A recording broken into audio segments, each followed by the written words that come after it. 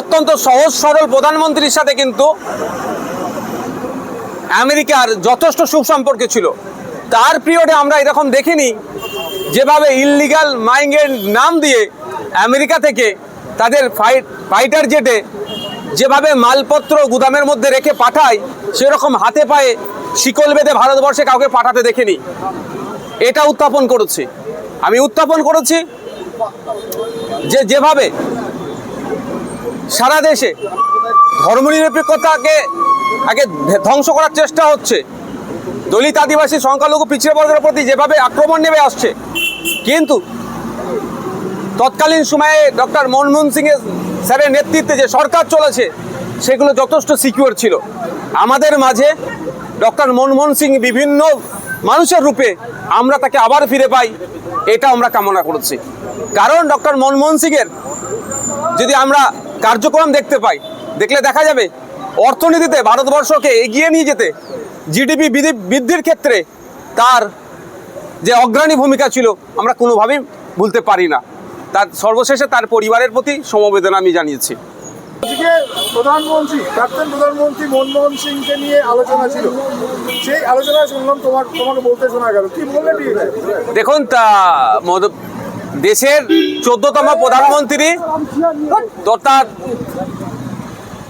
Doctor Manmohan Singh স্যারের তার স্মৃতিতে আজকে এখানে চর্চা হচ্ছে, আলোচনা হচ্ছে। আমাকেও স্পিকার স্যার সুযোগ দিয়েছিলেন তার পড়াশোনার জীবন, তার কার্যকর্ম কী ছিল সেই বিষয়ে আমি আলোকপাত করেছি। আলোকপাতের বিষয়বস্তুর মধ্যে একটা তুলেছি, মৃদুভাষী, প্রচার বিমুখ, অত্যন্ত সহজ সরল প্রধানমন্ত্রীর সাথে কিন্তু আমেরিকার যথেষ্ট সুসম্পর্ক ছিল। তার পিরিয়ডে আমরা এরকম দেখিনি যেভাবে ইললিগাল মাইনিংয়ের নাম দিয়ে আমেরিকা থেকে তাদের ফাইটার জেটে যেভাবে মালপত্র গুদামের মধ্যে রেখে পাঠায়, সেরকম হাতে পায়ে শিকল বেঁধে ভারতবর্ষে কাউকে পাঠাতে দেখিনি। এটা উত্থাপন করেছি আমি, উত্থাপন করেছি যেভাবে সারা দেশে ধর্মনিরপেক্ষতাকে আগে ধ্বংস করার চেষ্টা হচ্ছে, দলিত আদিবাসী সংখ্যালঘু পিছিয়ে বর্গের প্রতি যেভাবে আক্রমণ নেমে আসছে, কিন্তু তৎকালীন সময়ে ডক্টর মনমোহন সিং স্যারের নেতৃত্বে যে সরকার চলেছে সেগুলো যথেষ্ট সিকিউর ছিল। আমাদের মাঝে ডক্টর মনমোহন সিং বিভিন্ন মানুষের রূপে আমরা তাকে আবার ফিরে পাই, এটা আমরা কামনা করেছি। কারণ ডক্টর মনমোহন সিংয়ের যদি আমরা কার্যক্রম দেখতে পাই, দেখলে দেখা যাবে অর্থনীতিতে ভারতবর্ষকে এগিয়ে নিয়ে যেতে, জিডিপি বৃদ্ধির ক্ষেত্রে তার যে অগ্রণী ভূমিকা ছিল আমরা কোনোভাবেই ভুলতে পারি না। তার সর্বশেষে তার পরিবারের প্রতি সমবেদনা আমি জানিয়েছি। বলছি, আজকে খুব ইম্পর্টেন্ট একটা ঘটনা ঘটলো বিধানসভায়। হুমায়ুন কবিরের ফোন প্রথম চুরি গেল, পাওয়া যাচ্ছে বিধানসভার বাইরে থেকে। একই সঙ্গে সিউড়ির বিধায়ক, তারও আইফোন, তার ফোনও পর্যন্ত খোয়া গেল। একই দিনে দুজনের ফোন খোয়া গেল এবং দুজনে অভিষেক বন্দ্যোপাধ্যায় ঘনিষ্ঠ। কিভাবে হয় বলুন তো? দেখুন, আমাদের বিধানসভার মধ্যে যারা আমরা সদস্য আছি, আমাদের সর্বপ্রথম পরিচয় হওয়াটাই দরকার যে আমরা একজন বিধানসভার সদস্য। কে কার ঘনিষ্ঠ, কে কার কি আছে সেই নিয়ে আমরা চর্চা করতে যাই না। তবে বিধানসভার মধ্য থেকে সদস্যদের ফোন খোয়া যাচ্ছে, সত্যি এটা ভাববার বিষয় হয়ে দাঁড়াচ্ছে।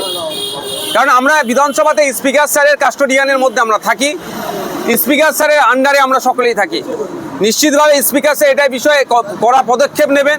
আপনারা জানেন এই বিধানসভায় একজন ভুয়ো এমএলএ ঢুকে গিয়েছিল, তারপরে স্পিকার স্যার অনেক পদক্ষেপ নিয়েছেন। তবে সিসিটিভি ফুটেজ দেখলে দেখা যাবে, হয়তো খতিয়ে দেখলে দেখা যাবে কে বা কারা নিয়ে গেছে বা কি উদ্দেশ্য, তাকে জিজ্ঞাসাবাদ করলে পাওয়া যাবে।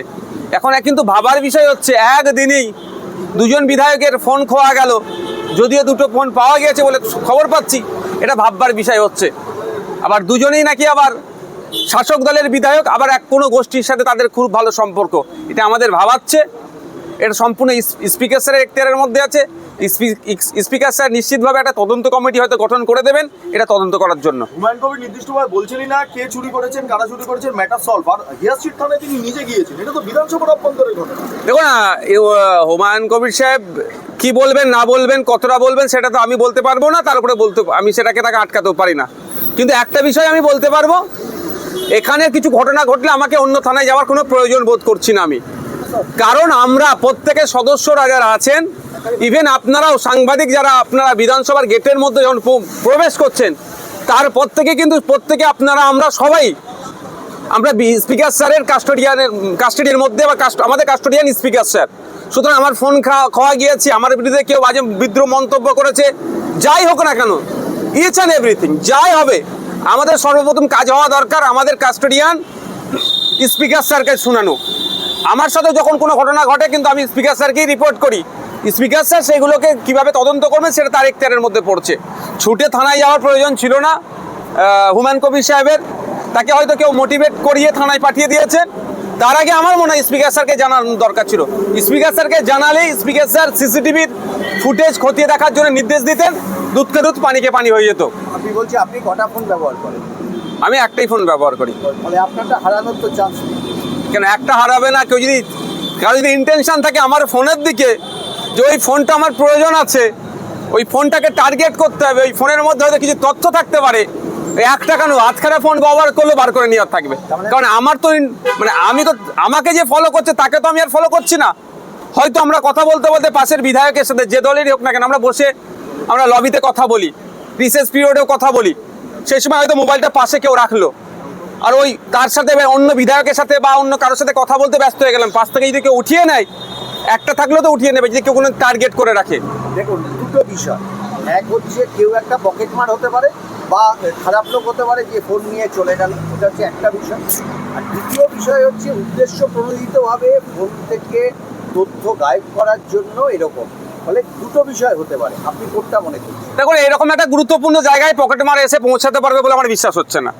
আমি আগে প্রথমটা, কারণ এখানে যারা আসেন প্রত্যেকে ডিজিগনেশন আছে এবং সাধারণ মানুষ বলতে যারা আসে কোনো একজন নির্দিষ্ট বিধায়কের সুপারিশে এখানের মধ্যে পৌঁছায়।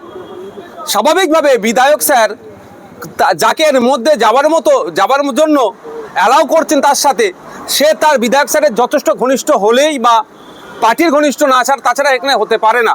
আমি আমার কথা বলছি, আমি এখানে কিন্তু যখন সেশন চলে আমি সেই অর্থে কাউকে আমি আনার চেষ্টা করি না, কারণ আমার দিল্লি লোকসভার মধ্যে যে ঘটনা ঘটেছে তাতে জ্ঞান হয়ে গেছে যে এক এমপি স্যারের রেকমেন্ডেশন নিয়ে ওপর থেকে লাভ মেরেছিল, নিচে স্প্রে করেছিল, সে জ্ঞান আমার আছে, মানে হয়েছে সেই থেকে আমি কাউকে অ্যালাউ করি না। এমনি সময় কমিটির মিটিংয়ের সময় প্রয়োজনে তাদেরকে ভেতরে নিয়ে যায়, ভেতরে ঘোরায়, ছবি টবি অনেকে তোলার চেষ্টা করে, সেটা তোলে। আমি মনে করছি এটা হয়তো উদ্দেশ্য পরিণতভাবে হয়েছে।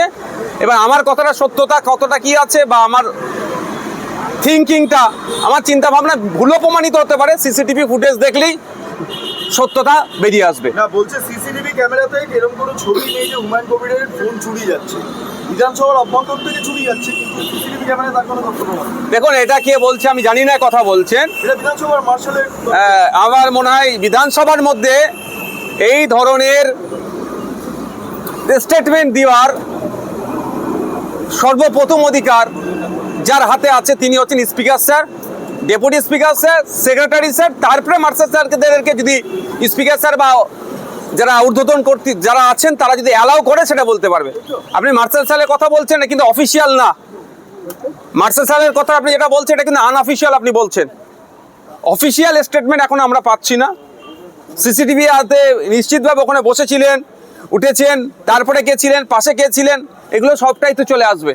আর যদি নামকাস্তে সিসিটিভি লাগানো আছে, যেমন রাজ্য সরকারের বিভিন্ন থানাতে আমরা দেখেছি সিসিটিভি নাই, লাগিয়ে আছে, বলছে সিসিটিভি রেকর্ড হয় না। যেমন আমাদের আবু সিদ্দিক হালদারকে খুন করলো, থানার মধ্যে পিটিয়েছে, পরে সে তার মৃত্যু হয়েছে। যখন আমরা সিসিটিভি কোর্টের মাধ্যমে চাইছি, থানা গিয়ে কোর্টকে বলছে যে আমাদের কাছে সিসিটিভি ফুটেজ নাই।